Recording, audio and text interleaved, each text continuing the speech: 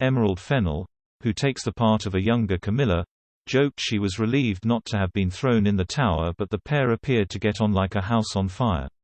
In a speech, Camilla, 74, said, "It is reassuring to know that, if I should fall off my perch at any moment, my fictional alter ego is here to take over. So, Emerald, be prepared." The actress was one of 90 outstanding women invited to Clarence House by Camilla to celebrate International Women's Day. They included Spice Girl and domestic violence campaigner Mel B, Labour deputy leader Angela Rayner, and Inna Pristaiko, the wife of Ukraine's ambassador to Britain, who received a personal invitation after moving the Duchess to tears last week during a visit to the Ukrainian Catholic Cathedral in London. In her speech, the future Queen Consort urged guests to speak to Mrs. Pristaiko about the heartbreaking conditions in Ukraine, where democracy and freedom are under brutal attack.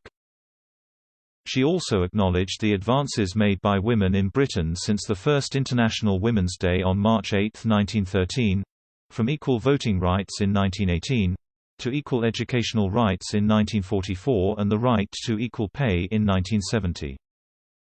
But she warned, "There remain vast strides to be made.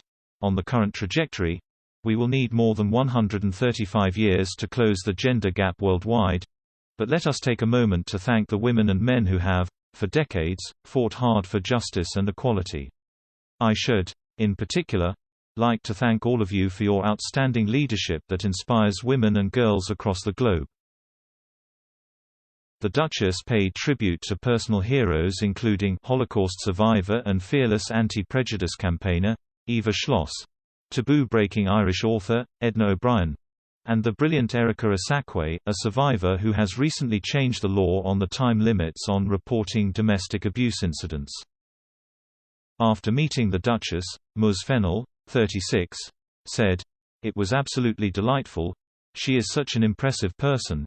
It was fittingly nice to meet her today on International Women's Day because she does so much for so many particularly female-centered charities.